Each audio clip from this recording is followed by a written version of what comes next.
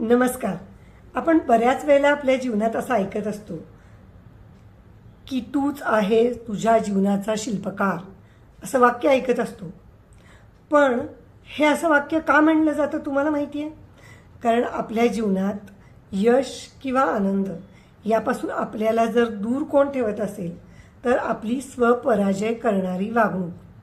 तर ही वागणूक कशी तयार होती किंवा या वागणुकीची पाळंमुळं आपल्या बालपणात कशी काय दडलेली असतात आणि या वागणुकीवर मात करून जीवनात पुढं कसं जायचं, त्यासाठी जवळजवळ 40 प्रकारच्या अशा स्वपराजय करणाऱ्या वागणुकी आहेत की ज्याच्यावर मात करण्यासाठी असंख्य उपाय आणि तोडगे सुचवले गेले आहेत.